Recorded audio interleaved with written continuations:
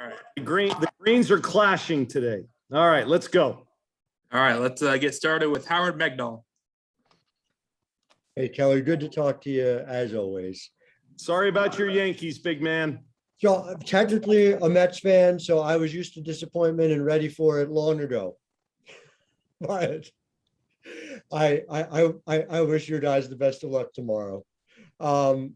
The place I wanted to start was just in terms of what normal has meant and how you've been able to approximate and how much you think that has already made an impact, a measurable impact on what you're able to do with this group this year. 180-degree difference from last year at this time. We were practicing in masks. We weren't having post-practice meals. We were unable to meet together, even to watch a video. We had to spread out and do it in the gym itself. It's incredible the difference that this 1 year has made. I think it's already added to our team chemistry. We're a closer knit group already because we're able to spend time with each other. I think they also, and you can talk to the two student athletes after, there's a sense of normalcy in terms of they're going to class. They're actually seeing other human beings other than their own roommates. And I've seen a world of difference, and it's shown up in our practice intensity and just our communication and all those things that are necessary for building a great team. So we got a ways to go. I get it, but right now, so far, so good. Thanks, Kelly. I appreciate it. Andrew Hobner.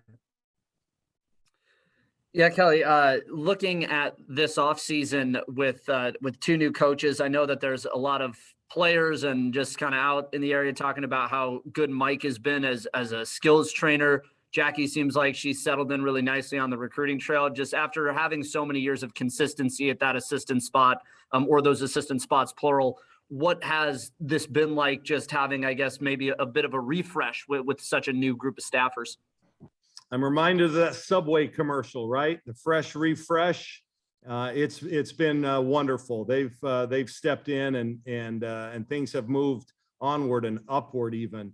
Yeah, you nailed it. Mike is terrific. You know, I think the fact that he played played pro basketball for a long time. He was coaching in the NBA. I think he brings with us a higher level of expertise, and I think it's really helped us. And we've got a lot of pros on our team, and I think they've welcomed that.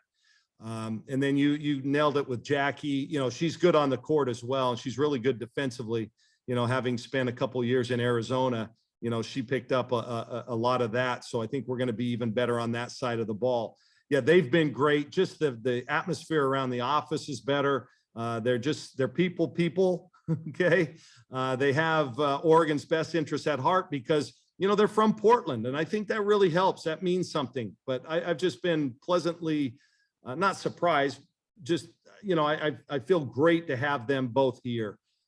You know, Jody, Adi, you know, they're still here and have been absolutely terrific as well. So it's been a lot of fun so far. A great marriage. James Crapia. Just a couple of personnel kind of bookkeeping things, Kelly. First on Hosendove, has there been a determination there just yet on eligibility? There has not. All the paperwork's been submitted, and now it's in the hands of the NCAA, and we're hopeful in her case, but haven't heard anything yet. Same with Shannon. I think Shannon being a graduate student and a grad transfer, I think that's, I wouldn't say rubber stamp by any stretch, but I think we have a much, better case there. Sure. And elsewhere, just from our own clarity, in terms of when we look at your roster, because last year was the free year, is this just a chronology bookkeeping thing for just ease of understanding for everybody, that you list like Sedona and Niara as redshirt juniors or the freshmen last year as sophomores, when because they had the free year last year, they're technically, not. So is this just a bookkeeping thing, or players determined like free year or not, they're just not going to utilize that, or is it just too early? I haven't asked anybody, to be honest with you. I think those that were freshmen last year, I think we're going to call them sophomores this year. If they want to take the extra year at some point, I don't think they're under any obligation to tell us now. I think that's how we'll probably proceed. I view them as sophomores, Jerry Thompson. All right, Coach, as far as everybody wants to hear about the new players, but 3 of the freshmen, Sydney, Maddie, Kylie, have you seen much improvement over last year already, or is it too early yet? Well, it's still a little bit early, but yes, I've definitely seen improvement. I think we all saw the maturation of Maddie Shear last year during the postseason.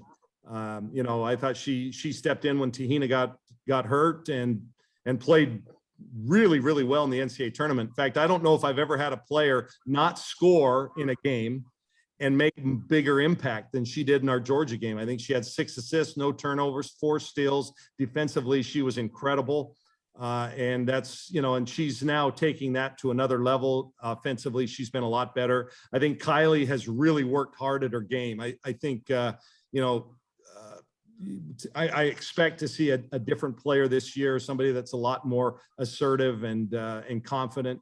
And then Sydney, has a chance to really step in and make a huge impact because she's such a good shooter. So I think all 3 have made strides. And I think they've all 3 done a good job leadership wise. We have 6 players back. None of those 6 have played more than 1 year of college basketball. So they're still relatively young, but I've already seen a big difference in their leadership and confidence. Aaron Heisen, Daily Emerald. Yeah, Coach Graves, Sedona Prince has one of the biggest presence on the court, but can you just talk a little bit about what her presence means to you guys off the court? At the football game, when she was walking in the student section, there was a huge roar for her, and she's just so big on campus. Can you talk about what it's like coaching someone with her influence? It's funny. I was down on the field when that happened. I swear to God, I thought Bruce Springsteen had come in, or Marcus Mariota, somebody, because there was such a huge uproar in the student section. And then as I looked up, I saw it was Sedona. I mean, that should tell you everything right there. I mean, she's, by the way, I'm not sure our student body even knows who Springsteen is. So he probably wouldn't even made that big of a splash, but I think she's certainly the poster child for the NIL. I think she has managed it really well. The different contracts or whatever you call it, sponsors that she has is off the charts. She herself is incorporated and on she moves, but I've been very impressed with her on the court. She has not let it affect her there. I think she's working hard. She's working harder than she ever has. But I think she has, she's really managed everything well. And there's a lot of pressure on her. There are a lot of eyeballs on her. She was part of the legislation against the NCAA tournament. Then she spoke out against gender inequality and on and on. So there are a lot of eyes on her, plus her social media presence. And so far, she hasn't changed. If you spend some time with her, she's still the same happy-go-lucky Sedona Prince. And I really admire her. She has great passion for what she believes in. She's very knowledgeable and then can articulate it with the best of them. So I'm really proud of her. She'll be on here today, I believe, too. So you guys will have a chance to talk with her. Zach Neal, Ducks Wire. Coach, you have several players that are finding success at the professional level. Can you talk about how much pride you feel as a coach watching that and how much of an impact that makes in the recruiting trail as well? A great question. And first and foremost, we're really proud of Ruthie. She's second year in the league and she's already made it to a WNBA finals. Happy for her.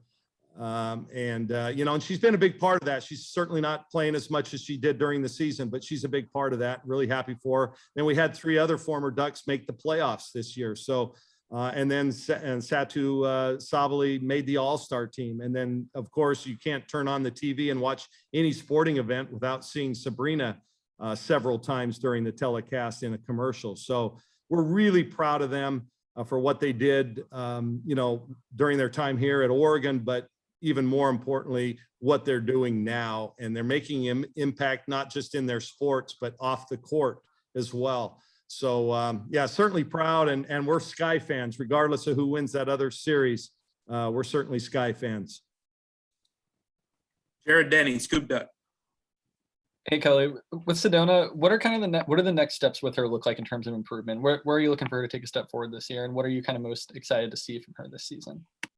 Well, the best part of it, she's made every practice and gone through every single practice every minute. So she's healthier. And that's always been an issue with her. She hasn't been able to just stay on the court, and get practice time. Love her attitude. She has a renewed confidence as well. I think all this attention she has gotten and the fact that she's navigated through it so well, I think has given her confidence on the court.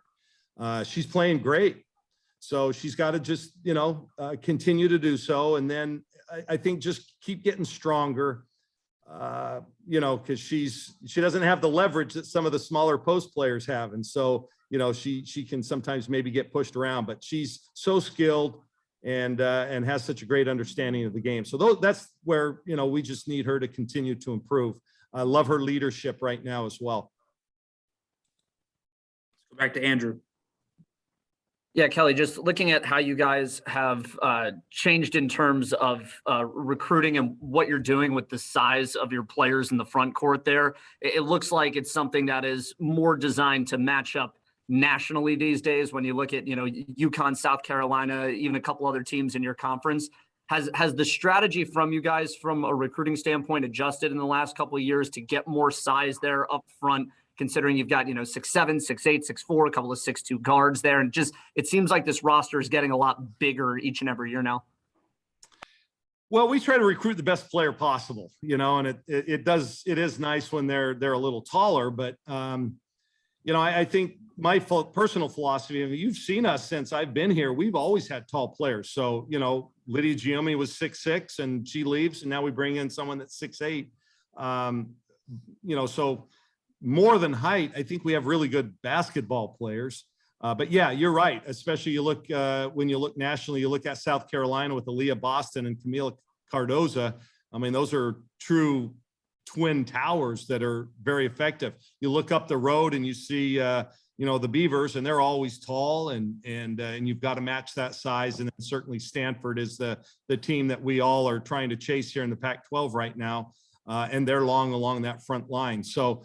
I think that has a hand in it, but the bottom line is I try to get at least one good, solid, tall player in each and every year. I just don't think you can have too many of them. And we've got a couple pretty good ones. You guys, we haven't talked Philly yet, but Philly is a nice player. She just turned 18 2 days ago, and she hasn't played a lot of basketball competitively. And boy, I've been really impressed with what I've seen. She picks things up very quickly. She, the other day, threw one of Tahina's layups back about 8 rows up in the stands. And even Tahina had to smile because she didn't see her. She didn't see it coming. She thought she had enough room. So I think she's going to be able to impact the game a little bit. James? Kind of following with that, Kelly. You guys obviously last season really reinvented yourselves personnel-wise, particularly in the tournament, went bigger, and it paid dividends. You still return Sedona and Niara, obviously, and you've changed some things in the backcourt personnel-wise. So initial assessment of just how you think you're going about things, how you might go about things personnel-wise, where the other part of last year was you talked about how you may have played too many players. And it seems like you have quite a bit of depth at guard. So just how do you, at the moment, and heading into the season, heading into the preseason, think about your initial rotations of personnel? Do you stick big and go with Tahina and Ndia and some combination of shooter at the 3, which is kind of more traditional for how you guys have done things? Or do you go with 1 big and 4 guards as you've done at other times? All right, James, a lot to unpack there, big guy. I'll start with, first of all, I really like kind of our versatility. I like the fact that, we've got players really at all different positions who can impact the game. I think we'll probably have some kind of a hybrid of the ball screen and the spread it out motion that we've kind of employed for most of my tenure here, with an eye to getting it inside maybe a little bit more. We've got, I'm not saying we have another Ruthie, but we've got players inside that can command double teams and really we can pound the ball inside when we need to. But I think we're a little bit better in the ball screen than we were last year. India can play out of the ball screens. Maddie Shear has really gotten better and can play out of ball screens. And then Tahina last year, I felt was really our only player that could really kind of play out of the ball screen action. And I think, so we have additional help there. So I don't know yet. And as far as the, where we're at in terms of rotation, I don't know. That'll play itself out. We play 3 weeks from today is our first exhibition game on the 28th. So we've got a little bit of time to kind of work that. And most importantly, we're going to have 2 exhibition games and 12 non-league games to kind of figure out a rotation. And we never did last year. We didn't have that opportunity to really fill things out and see what would play best. We jumped right into the fire and played the Beavers, and so we just didn't have that luxury, but we will this year. And so I don't know how it's going to play out. Again, I think we can play in different ways. We've got tall players that can go. We've got guards that can really go. And then we have some hybrids, some players like Taylor Hosendove and Shania Pinto and even Sydney Parrish who can play kind of that 3-4 spot, among others. So, I think we've got possibilities. Got time for one more. Let's go to Dylan Rubin King, Ducks Digest.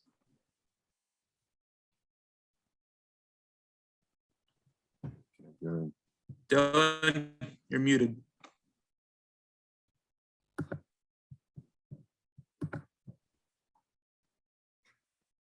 All right, sorry, we got to move on. Let's go. Andrew, give you the last question. So you guys for a long time, Kelly, had been the hunted in the Pac-12 the last few years. This past year, it goes back over to Stanford, Arizona makes the national championship game. Does this feel a little different this year where you come into a season and you're not the reigning Pac-12 champion, you're not the reigning standard bearer for the conference, and maybe it's not, you're going to always be hunted, but maybe not in the same way that you've been the last few years? Yeah, I detect a little bit of that. Besides, this is a brand new team. Only Sedona and Niara were part of our last Pac-12 championship team, and they saw that season in street clothes. So this is a whole new group. We haven't proven anything yet, and so that's how we're kind of taking it. We want to build, and I probably used the term legacy a half a dozen times today. We want to build our own legacy and start our own legacy here. I think that's going to be something that's really important. But make no mistake about it, I think we're still considered one of the best teams in the country. I think we'll still be probably rated relatively high or really high, I would assume. So I think that puts a target on your chest. And let's face it, we've had a pretty good run up here. So I think anytime we play, we're still going to be part of the hunted.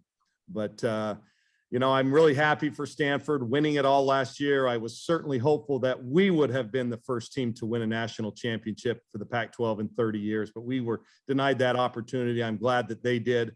And now it's our chance to, or our obligation to knock them off, right? And that's what we want to do. That's a great question. You guys, it's really good to see everybody. I'm going to turn it over to the real stars of the team, but let's do it again soon, okay? All right, thank you, Coach. Fox.